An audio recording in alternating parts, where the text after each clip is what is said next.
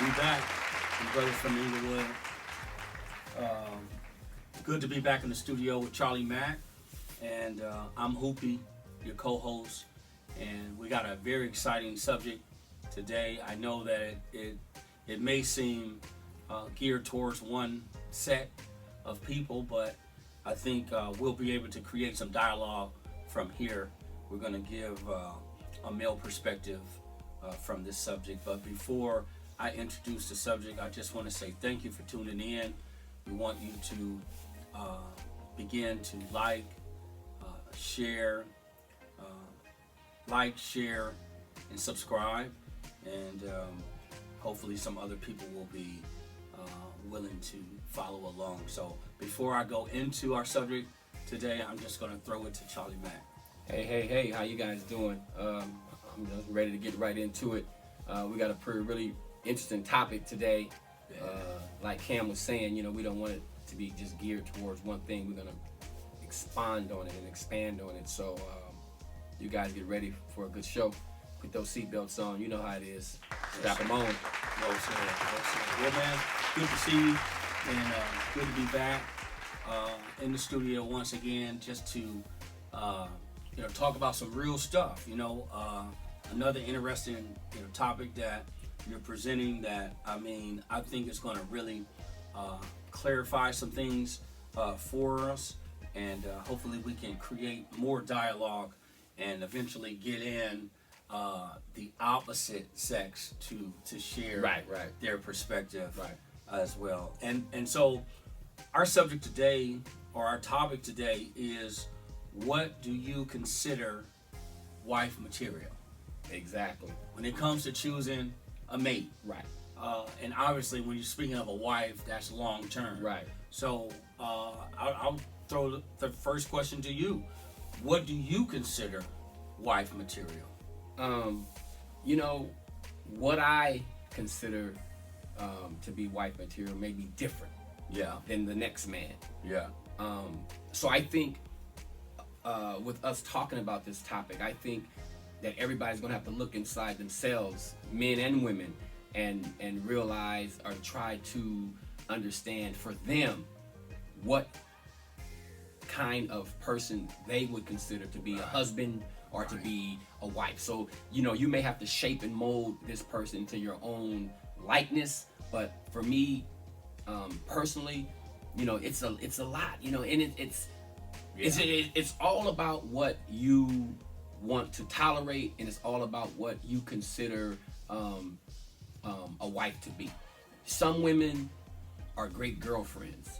Mm-hmm. Some women are great friends. Some women are great, companions. But when it gets right down to what a wife means and a wife duty, there's not a lot of women that can say that they're wives. Yeah. There's a lot of women that can say, I'm a good girlfriend or whatever. But when you start talking about a wife, like you said, you're talking about longevity. You're talking about the next 50 years or for the rest of your life. Yeah. So let me just jump right into it for me. Mm-hmm. And I may miss a few things, and if so, I'm gonna hand it back over to you, and then you may make me kind of recollect some other stuff. But for me, and this is not in any particular order, but for me, first of all, I would have to have a woman who is submissive. Okay. And when I use the word submissive, I don't mean that in a way where, I'm walking all over this woman, or I'm taking advantage of her, or she's like my slave. Okay. That's not my word of submission. Because sometimes women, they don't like that word. No. They don't. Black women. That's cold. No. That's cold. Yeah. No, but you're right, though. Yeah. The sisters, they cool on you emphasizing that submission part. Well, go ahead. No, you're right. Because as soon as you say submissive, they're like, oh, no. I ain't gonna be able to do it. Yeah. I ain't gonna be able to do it. But the thing about when I use the word submissive, and I'm not even going biblically, I'm not even using it because it's in the Bible in terms of what you're supposed to. We're not even going there in terms of what the Bible said submission and submissive mean. Mm-hmm. But for me, submissive is someone who that's going to respect you and you respect them back. Someone who they're gonna know how to treat their man in and out of the bedroom. Yeah. It's not about the bedroom, but you're gonna have to know how to treat your man in and out. Yeah. In terms of, you're gonna have to be able to, are you gonna cook for your husband? Are you gonna make sure, your husband's needs are met in terms of, if he comes home from a hard day of work, sweetie, do you need anything? Yeah. I got, or even call your, hey babe, what do you want for dinner? Yeah. I'm gonna cook. Is there anything that you like? Yeah. Can I run you a bath? Yeah. Can I get something ready for you when you Yeah. get home? Yeah. Just a woman knowing her man's needs when he don't have to ask. Yeah. And then a woman who's not going to try to challenge her man on every little thing. Right. Instead of just saying, you know what? This is my man. This is my husband. He's leading me down the right path. So let me just listen. Yeah. Because now, unless I'm leading you astray, Yeah. or if I'm leading you somewhere where you're like, oh man, this dude done did it again. Right. If I'm not doing that, Yeah. respect that. Yeah, And respect that I'm the husband. And respect the fact that I'm here to take care of you and you take care of me. Yeah. Yeah. So, I'm gonna go ahead and let you get a crack at it. And then, Yeah. like I said, you may bring up some other stuff with me and I may jump right back into Yeah. it. What I love about what you said, it's basically respect. Submission, it does have a meaning, and definition that we know generally in the dictionary. It means to, basically submit to an authority, right, or whatever. However, it seems as though our women of color, black women, sisters, they take it in a negative way. Right. It's a derogatory word. term. Yeah, that word is like, it's taboo. Yeah. But we don't mean it that way, No. or at least you and I don't mean it that way. Right. And so when I listen to you, I see some of the same values that I have in that selection process. The difference between considering a wife versus a girlfriend, is probably one of three things. Love first and foremost, because I think real love is actually unconditional. Okay. It's not perfect. It's just I love this man, so I don't have a lot of limitations as to how far of a sacrifice I'm going to make for him. So I think love is sacrificial. Yeah. Because you actually give up some things that you wouldn't necessarily consider for yourself to please the other person. Right. So I would say love, respect. That's high on almost every man's list. That's the top of the That's the pecking top order. that's the top of the pecking order. And then I would say the third thing is pretty much being a nurturer. Okay. And that goes to what you're saying. You're basically saying, I don't need you. In other words, I'm not going to use the term as cater to me. Right. But I am going to use the term, I need a nurturer, honey. Right. I need somebody that's going to be concerned that I've worked 9 hours. I'm coming home. Not only am I hungry, my back may be hurting. Yeah. My shoulders may be hurting. Yeah. Can you draw me a bath without me asking? Yeah. Can you make sure that I have clean pajamas to jump into? Do I have something on the stove? Yeah. And if I do I got to go in there and fix it? Yeah. I know you've been home with the kids. I get all that, but I'm the first. I just sent out something. It's ironic. I just sent out something yesterday, and it was like a pecking order. Okay. It had an umbrella of 4 areas that we should emphasize and concentrate on in a marriage. Okay. The number 1 was Christ or God. Okay. Well, whatever your religious preference is, and you may not even be religious. Right. So let's just say something that at you the value. top. Something that you value. Something that it could be a principle or a moral. Something that you value. So let's just say that's the top of the order. And then you know what was next, bro? What? Husband. Wow. And then wife. And then children. Yep. So there were 4 things, right? But anyway, there were actually emphasis in each of these categories. As a male and a husband, he is to protect, provide, and lead. Yeah. The woman, her job is to love or to, to care for and nurture. Yeah. Yeah, I get it. And then the children's job is to do what? Obey. Oh yeah.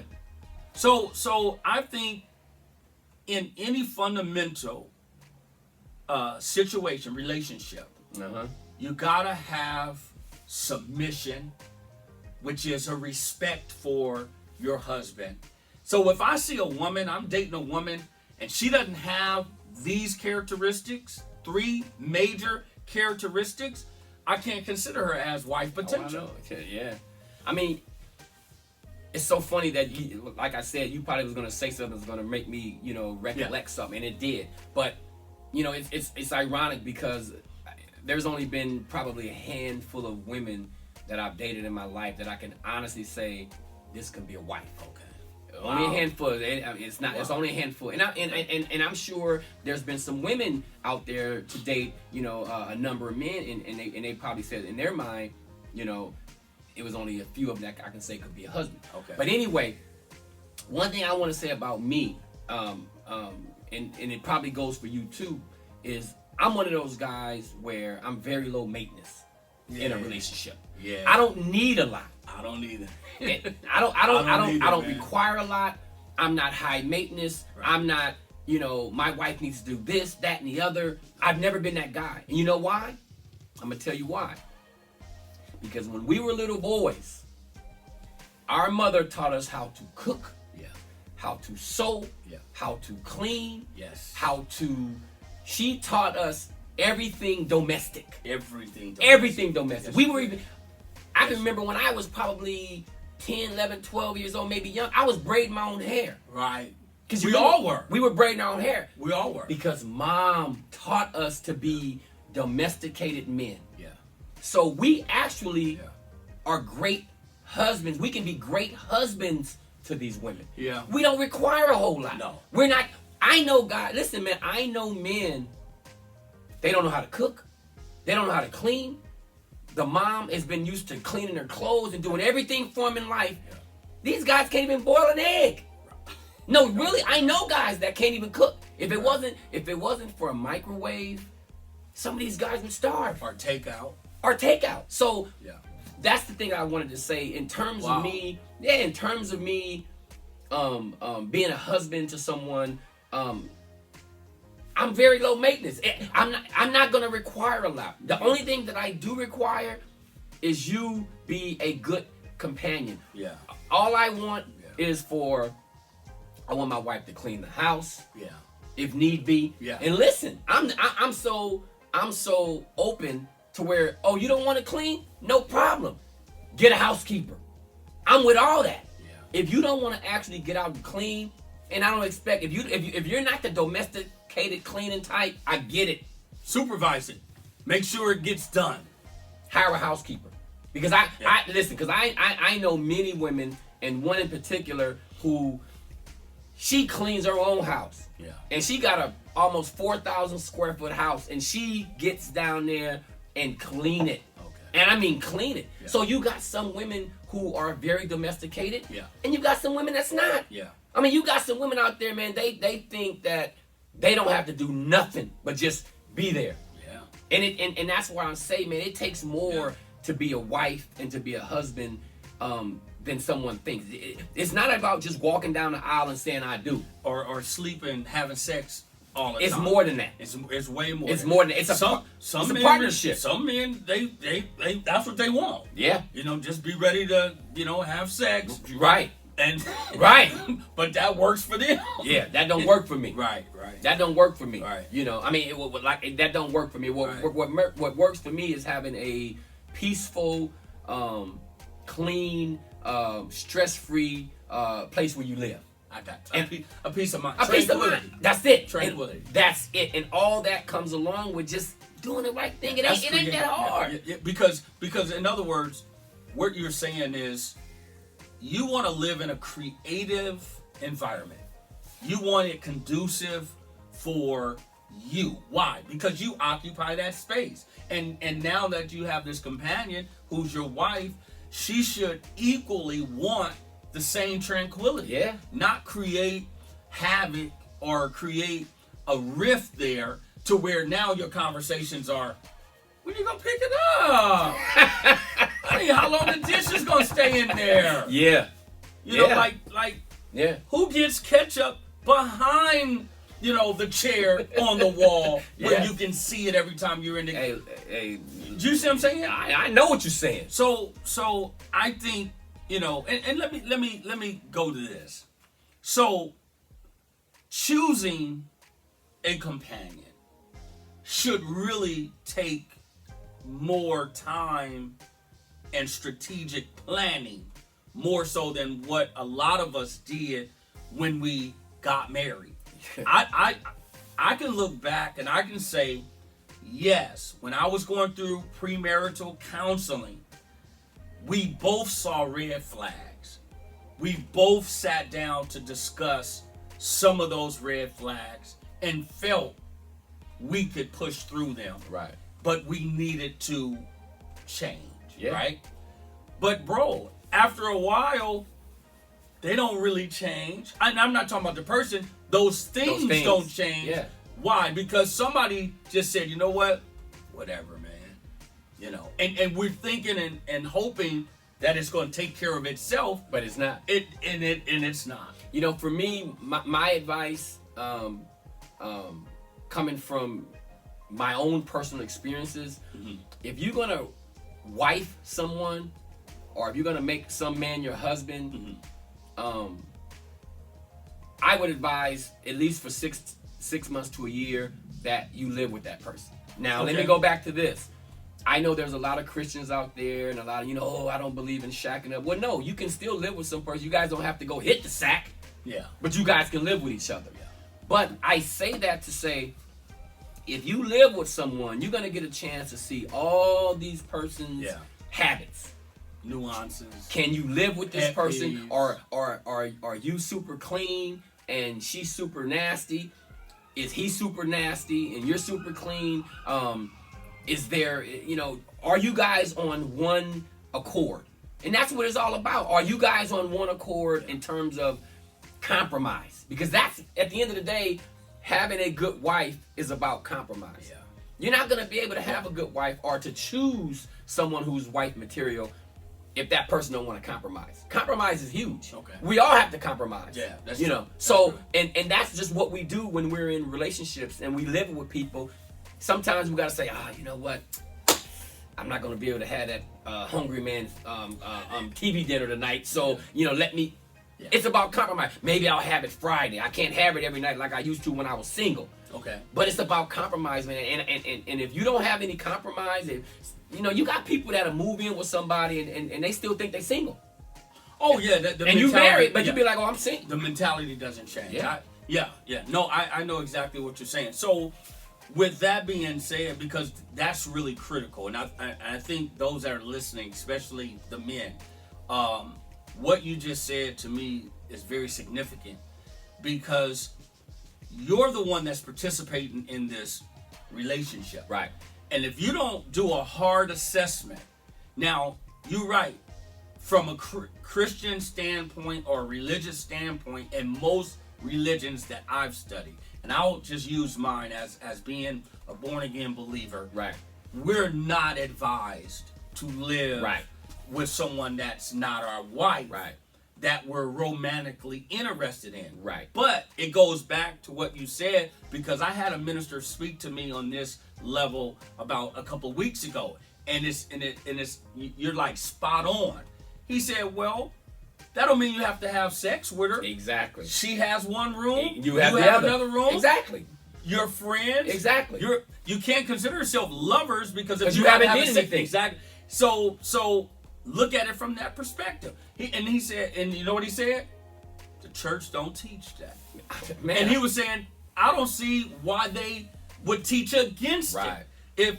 Because after all, even if y'all not living together, some of y'all out there sleeping with these people. There it is. There. So if you're there it is. Exactly. So, but your point, I speak to that point, and I'm gonna really do some research on this, because I think I would like to teach a little bit further, because that does sound sensible. Oh, listen. For you to critique that individual You have to. that you have an interest in as a wife, 6 months to a year, to really see them in their element, to know what you're getting. Listen, man.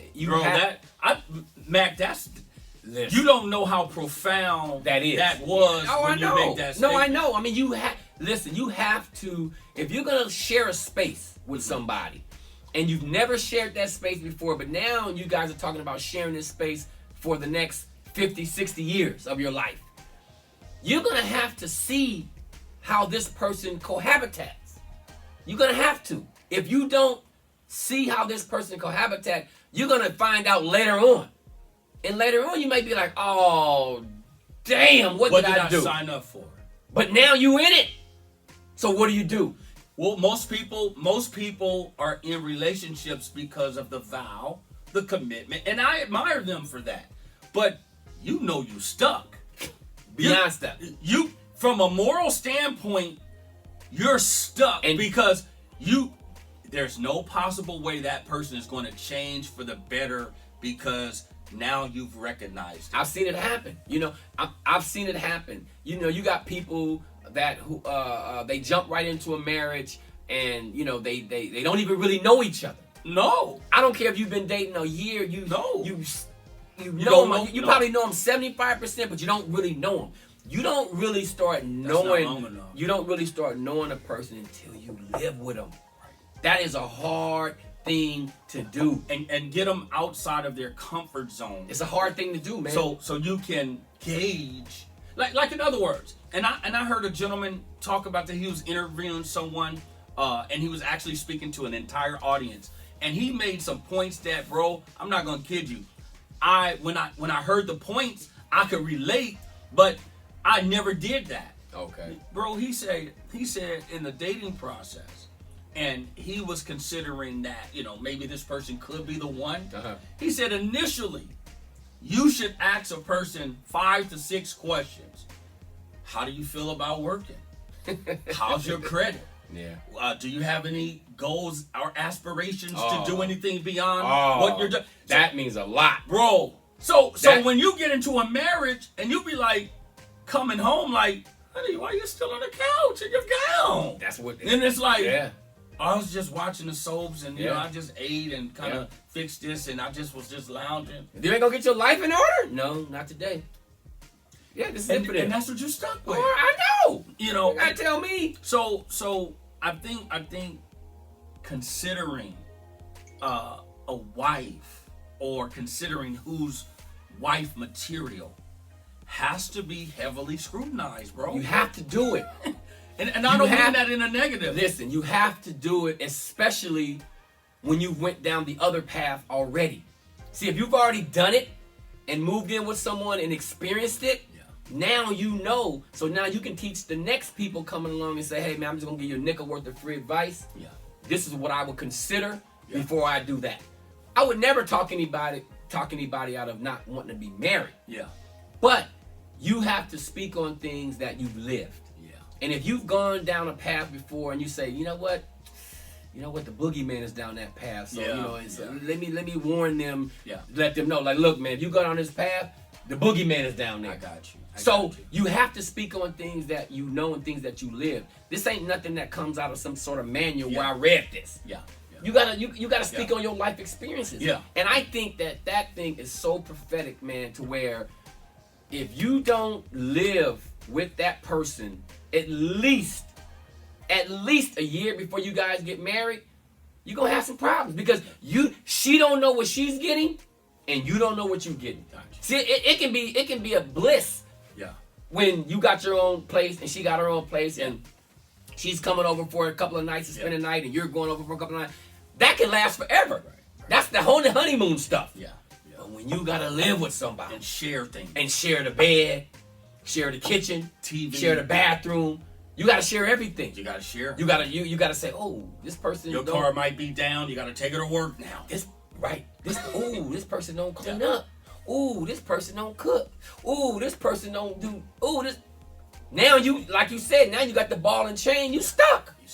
Because now you're fighting against a commitment that you made between God and man, and you're trying to remain faithful to that commitment, but you're miserable. And please don't bring kids involved.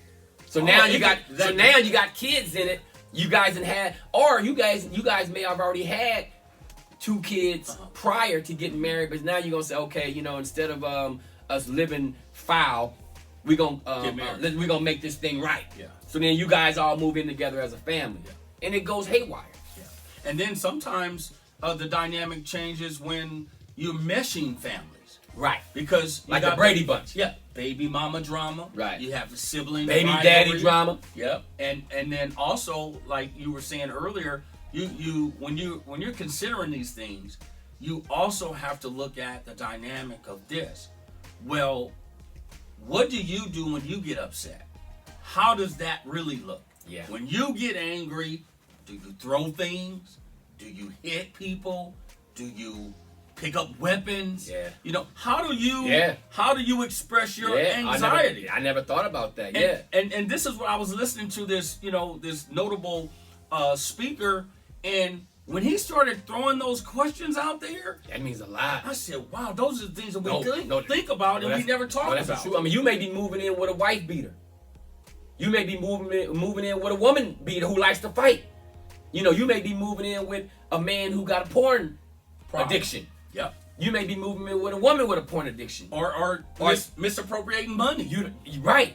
So you just don't know until you really move with that person to really see, okay, let me see how this person is really living. Well, I mean, what is it really about their life that I don't know?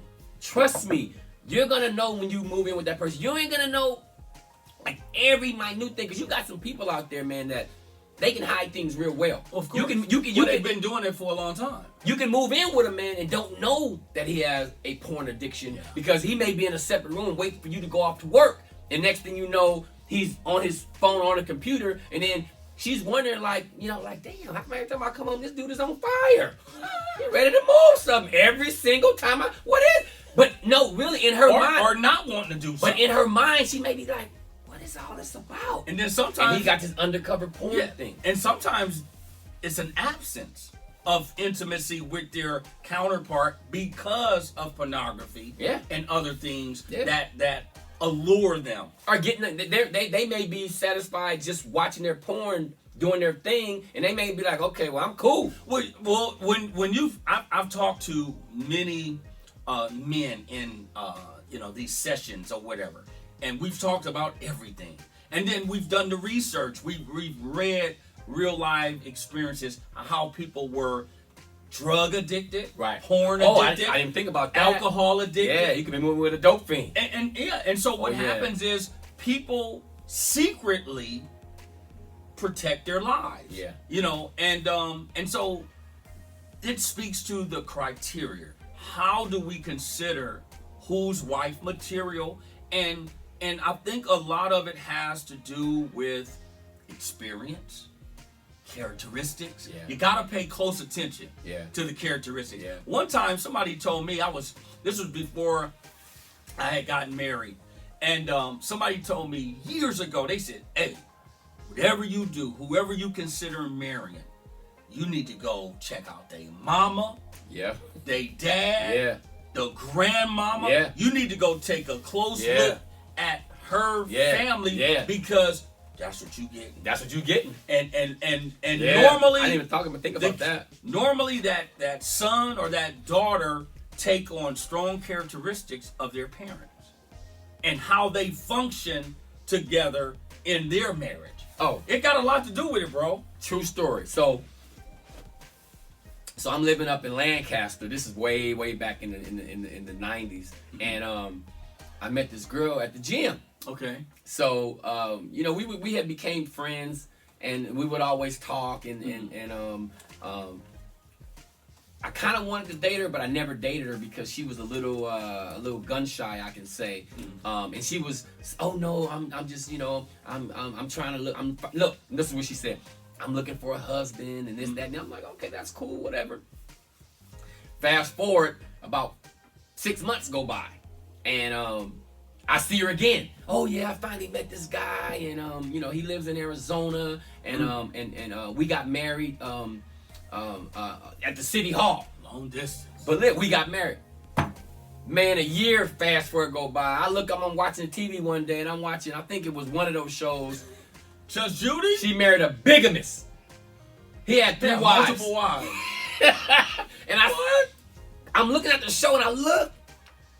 I said, that's the chick from the gym. She on the show embarrassed. Then married some dude and didn't even realize that this dude was a bigamist. Wow. So that's what I mean about people hiding secrets, and you don't know who a person is until you really, really get a chance to. The dude was a bigamist. So when we're making our selection, and of course we're speaking to men, but of course women, you can chime in, because we're going to get a female's perspective as well, because we know you guys have a list of criteria to meet. Right. So this is our version of what we would consider a wife versus a girlfriend. Right. So in that, when you're trying to make your selection, what is actually, and we talked about this, what is absolutely the thing that takes them out of contention, bro?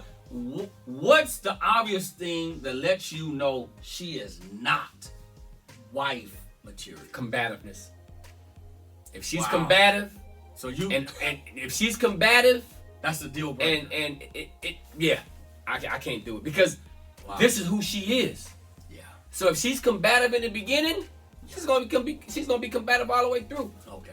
If you say something to her in terms of, we go back to that word, being submissive, and knowing where your place is on the pecking order, because you ain't on the top of the pecking order. Your husband is on the top, because he is the one who is the more likely the provider, more likely the one that's keeping everything stable, the one that's gonna have to jump to your rescue if something happened. Your husband should be on the top of the pecking order, and then it falls. That's the order. That's what I'm saying. So if you go to ask your girlfriend, and you ask her something, or you want her to do something, and she's like, man, I ain't doing that, and oh no, this is who she is. You got to understand that this is what you're going to get all the way through that relationship. So a lot of times, we like you said, we see the red flags, and we choose to ignore them. Yeah. And then once we ignore them, we look back 10 years from now and say, man, what did I do? I should have never did this. Yeah. So, and we knew better, and we do it anyway. You're right. So the combativeness is number one, because combativeness is everything. Yeah, because that's no compromise. That's, like you spoke to earlier. It's no compromise. You can't compromise with no a combative. Compromise. It's argumentative. Yeah. It's violence. It's violence. It's violence, man. Okay, At the end of the day, combativeness, all that. Well, violence doesn't necessarily have to be physical. I got you. It can be verbal. Yeah, that's sometimes true. verbal. Sometimes verbal is worse than physical. Because that turns emotional. Well, you can sock somebody in the jaw and give them a black eye, or hit them in the eye, and it heals. Yeah. When you beat a person down verbally and break down their character and emotionally, that lasts forever. That does. And until they go get some counseling or whatever to help themselves. I got you. So that's even worse. I got you. But I'm telling you, number one off the top, combativeness. All right. If I see that, I'm like, oh, okay. I got you. Especially when you've kind of gone through it already. Yeah. So in terms of moving forward in our older lives, you know what you're going to put up with, and you know what you're not. Yeah. You know if you had a wife or a girlfriend who was combative, you're like, oh, I don't want another one of them. Yeah. I just got out of that. I got you. I think, and then after I'll turn it over to you, but for me, that number one thing would probably be this compromise or lack of compromising in a person, and then selfishness, dude. I could. That's one area. Oh yeah. That's a total turn off. Oh yeah. Deal breaker. Oh yeah. That's I'm no done with you. Oh yeah. When you're selfish, I'm cool. See, but for me, I'm gonna know that in the very start. You can't even be my girlfriend. Okay. If you selfish. Gotcha. So that's the reason why I didn't use that word, because if I meet a woman on the first couple of dates and I see that she's selfish, I'm going to the mountains anyway. Yeah, she's not even gonna be my girlfriend, let alone wife. So Okay. that word, that right there, Yeah. that's a deal breaker from the very start. She's not even gonna make it to first base. Yeah, because if you're selfish, that means you'll never be a team player. Never. And relationships, marriages Is a team. Is a team. I already know. You know, when you create a family and have children, whether it's 1, 2, or 10, you're a team. And when people are selfish, bro, it's very difficult to see team.